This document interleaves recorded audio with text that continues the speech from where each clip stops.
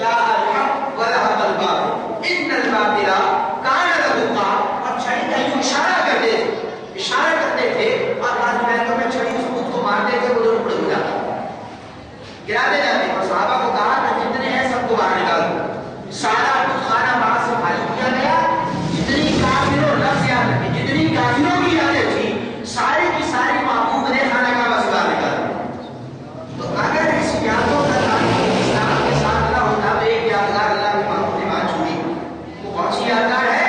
جس کے اوپر عمرہ ادا کرنے کے بعد آپ جا کر 2 رکعت نماز نفل ادا کرتے ہیں. اس یادگار کا نام ہے یادگار ابراہیم. وہ بھی اس وقت خانہ کعبہ میں موجود تھی، لیکن محبوب نے 360 بتوں کو باہر نکال دیا. اس ایک یادگار کو وہاں زینت بنا کر چھوڑ دیا. سبحان اللہ.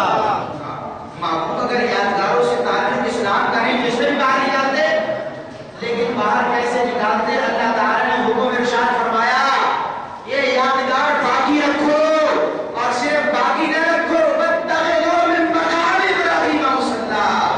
اس یادگار پر آگے سارے اسلام والے اپنے سروں کو جھکایا کرتے. تو گانا ادا کرے اس یادگار پر آگے. کیوں؟ اے باری تعالیٰ یہ اتنی عظیم یادگار ہے. اللہ تعالیٰ نے کلام حال کے اندر ارشاد فرمایا ایک میرے محبوب ابراہیم نے اس پتھر پر کھڑے ہو کر میرے گھر کو تعمیر کیا. یہ میرے محبوب ابراہیم کی یادگار ہے. 360 کافروں کی یادگاروں کو باہر نکالو، ابراہیم میرا محبوب اس کی یادگار کو برقرار رکھو. سبحان اللہ. قرآن میں محسوس دیتا ہے اپنی کہ قرآن نے کہا اس یادگار کو باقی رکھنا. تو یادگاروں کے باقی ہوتے جو یادگار حضرت نے عشاء کی نماز پڑھائی ہے، یہ بھی یادگار. کس کی یادگار ہے؟ حضرت خاتم الانبیاء والمرسلین حضور صلی اللہ علیہ وسلم کی یادگار ہے. ایک رات اگر ہو خانہ دے رہا ہو، شرح معانی آثار کتاب الصلاۃ امام طحاوی نقل کرتے ہیں، فرماتے ہیں حضور نبی کریم صلی اللہ علیہ وسلم نے 4 رکعت نماز کو ادا کیا تھا اور وقت عشاء کا تھا. اللہ تعالیٰ نے اس کو امت مسلمہ کی یادگار بنا دیا. سبحان اللہ. فجر پڑھیں گے انشاءاللہ، آج ساری پڑھیں گے تو فجر یادگار ہے ابو البشر حضرت سیدنا آدم علیہ السلام. 300 سال بعد روایتوں میں 200 سال بعد 150 سال بعد 170 سال تک وہ روتے رہے. ایک روایت میں 400 سال تک ان کا گریہ کرنا، رونا مقبول ہے کہ روتے رہے. ایک رسم بتا رہے ہیں ایک لفظ شروع اور وہ لفظ شفیقائی سے رحمت تھی. ایک رات بھی ہو سکتا بہرحال وہ اپنی بلند شان کے مطابق اللہ کی بارگاہ میں عاجزی کرتے روتے رہے. بھائی تعالیٰ معاف کرتے معاف کرتے معاف کرتے. انہو هو التواب الرحیم کی صفت والا معاف نہیں کر رہا. کیوں معاف نہیں کر رہا؟ اس کی وجہ ہے بتا. محبوب نے معاف نہیں کیا، اللہ نے معاف نہیں کیا. یہ آدم وہ ہے جسے اللہ نے اپنے دست و قدرت سے بنایا. جسے انسان خود بناتا ہے، انسان بنائے، انسان اس چیز کی قدر کرتا ہے، ویلیو اچھی ہوتی ہے. آپ کسی گھر کو مرمت کر کے بناتے ہیں، آپ کسی کی پیسے لے کر کوئی گھر یہاں تعمیر کر دیا آپ نے، پیسے لیے چلے گئے، لیکن کبھی وہاں سے گزر ہوتا ہے تو آپ کو اپنی بنائی ہوئی چیز یاد رہتی ہے. اگر وہ ٹوٹ رہی ہوتی ہے تو دل میں خیال آتا ہے کہ کتنا پیسہ لگایا اور چیز برباد کرا. تو یہ آپ کا کیا ہے؟ آپ کو تو پیسے مل گئے نا، لیکن ہاتھ سے بنی تھی تو دل میں کہیں نہ کہیں کوئی محبت کا گوشہ باقی رہتا. اللہ تعالیٰ کی شان انسانوں سے بات، اس نے آدم علیہ السلام کو اپنے دست و قدرت سے بنایا. یہ آدم جس کو جنت میں ٹھہرایا، لیکن آج آدم رو رہا ہے 150 200 250 400 سال تک رو رہا ہے. اللہ کی نہیں سنتا. ہم تو کہتے ہیں اللہ شہر سے زیادہ قریب ہے. اب کچھ گناہگار بندے کی شہر سے زیادہ قریب ہے تو آدم سے کتنا قریب ہوگا؟ ابو البشر سیدنا آدم علیہ السلام ابو الانبیاء ہیں، انبیاء کے بعد، انسانوں کے بعد، بشروں کے سردار. ان سے اللہ کتنا قریب ہوگا؟ میں نے اور آپ نے جنت نہیں دیکھی، اس کو بنا کر اللہ نے جنت میں رکھا تھا. کتنا عظیم ہوگا؟ تو رو رہا ہے. آپ کا بچہ آپ کو کتنا عظیم ہوگا؟ یہاں آنسو نکلا نہیں، یہاں ماں باپ کی دل پر پڑائے بیٹا کیا چاہیے، بہت زیادہ رہے گا تو پھر آپ دل کو سیکھے بیٹا کیا چاہیے، پاپا مجھے وہ چیز چاہیے، بیٹا نہیں ہوگا مانگ کے لاتے. اس اللہ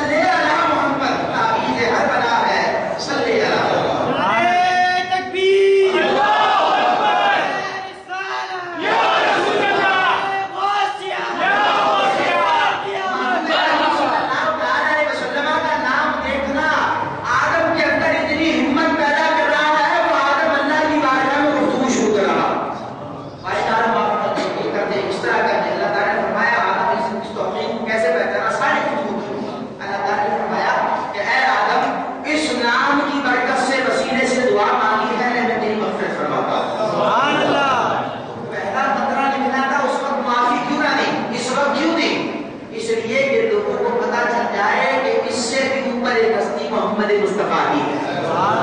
अगर जिन तमाम बशरों के बाप आदम अलैहिस्सलाम अगर कोई लफ्ज़िश कर ले, उनकी बख्शिश भी इनके बगैर नहीं हो सकती। तो 14वीं सदी का मुद्दा अगर कहे कि सिर्फ या अल्लाह मदद दे बाकी सारा शिर्क व बिदअत तो वो जाएगा नहीं। हाँ, और जब आदम की बख्शिश इस नाम की बरकत से हुई है तो कयामत तक जो भी इस नाम के सदके मांगेगा माफी मिलेगी। नाम का सदका न दिया तो चाहे भटकता रहे, उस परवरदिगार को कोई गलत। और एक आयत इस मुस्तफा की बारगाह में जाने के लिए अल्लाह ये भी कह रहा है, अल्लाह ताला को फरमाता है जाओ ऐ लोगों, जब कभी जानों पे जुल्म कर लो दुनिया के किसी कोने में वो महबूब की बारगाह में हाजिर हो। सुभान अल्लाह। मैं ये कहता हूँ, मेरा ये ख्याल है, ये कुरान की आयत तो बहरहाल हुजूर नबी करीम अलैहि सलाम पर उतरी, लेकिन अल्लाह का कलाम कदीम होता है। सिफत है उसके कलाम के कदीम होने की। मुझे ये गुमान गुजरता है अल्लाह ताला ने इस आयत के मफ़हूम आदम अलैहिस्सलाम के दिल में उतार दिया। सुभान अल्लाह। कि आदम, अब तेरी जान पर तूने बज़ाहिर जुल्म कर लिया है, अब अगर बख्शिश चाहता है तो मुस्तफा के दरवाजे से मेरे पास आ जा। तो आदम बिना कि अल्लाह की दस्ते कुदरत के शाहकार है, आज का बेवकूफ मुल्ला नहीं था। एक बार सुना, बस अल्लाह ने दिल में इत्फाक किया, सर उठाया, नाम देखा, गुफ्तगू की, यहाँ गुफ्तगू की, वहाँ मग़फ़िरत की सनद मिल गई। यही आदम अलैहिस्सलाम के औलाद पे सिलसिला शुरू हो गया। ये नहीं करूंगा, वो नहीं करूंगा, नहीं मानूंगा, तुझसे मांगूंगा, या अल्लाह मदद की गदान लगाऊंगा। आदम ने ये नहीं कहा, इसलिए नहीं कहा कि आदम समझदार थे। अल्लाह ताला ने उन पर अपना फैज़ान खास फरमाया। आदम अलैहिस्सलाम को ये बतौर मिसाल दुनिया के सामने रख दिया, और वो अबुल बशर थे, अबुल अंबिया थे। उनके मकाम के शाया भी ये था कि जब अंबिया का बाप भी मुस्तफा के पसीने के बगैर नहीं बख्शा जाएगा, अरे जब नबियों का सरदार, नबियों का बाप नहीं बख्शा जा सकता तो तू तो उसका उम्मती है। कहाँ उम्मती, कहाँ नबियों का बाप? अबुल बशर, उसकी लफ्ज़िश और ज़ाहिर हकीकत में जुल्म भी नहीं, लेकिन हिम्मत के तहत आया, लेकिन बख्शिश हुई है मुस्तफा की दस्तों का वसीला। सुभान अल्लाह। बात लिख रही है आपके 5 मिनट के अंदर कि ये जो फजर पड़ी है, तो जब बख्शिश हो गई आपकी, तो शुक्राने के अंदर नाम मुस्तफा का सदका आपको मिला। नबी ने नाल अल्लाह की बारगाह में झुकी 2 रकात नमाज को अदा किया। ये सुन्नत है आदम अलैहिस्सलाम की। वो 2 रकात आदम ने अदा की, अल्लाह ताला ने उम्मत मुस्लिमा पर नमाज फजर की सुन्नत को फर्ज करवा दिया। तो ये यादगार है आदम अलैहिस्सलाम, और इनकी बेशुमार यादगार है। हज़रत सैयदना कैसुदरास रहमतुल्लाह अलैह का नाम सुना है आपने? हज़रत सैयदना कैसुदरास यादगारों की अहमियत बता रहे हैं। हज़रत कैसुदरास रहमतुल्लाह अलैह, जिनको कैसुदरास कहते हैं, कि जो मुर्शिद की बारगाह में हाजिर थे, कि वो घोड़ी पर तशरीफ फरमाते, घोड़े के ऊपर थे और सीट से खिसकती है, मायने रखते हैं। तो मुर्शिद ने कहा गुस्सा देखिए इधर आगे चले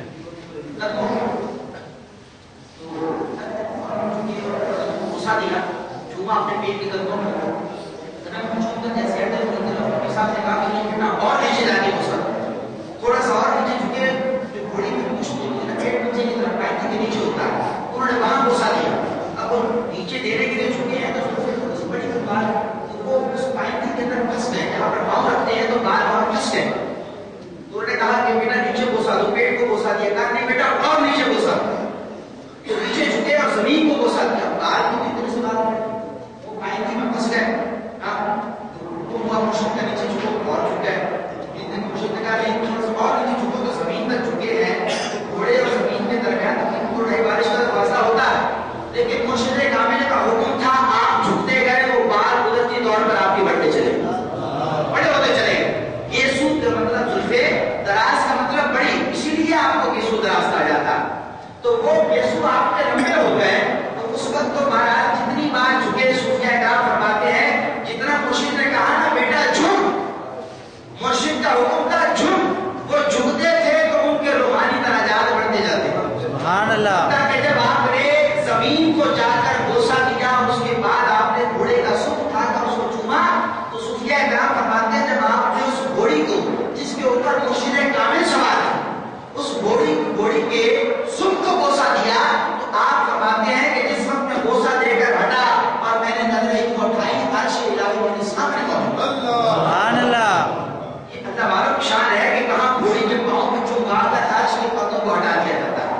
لیکن یادگار کیسی رکھی؟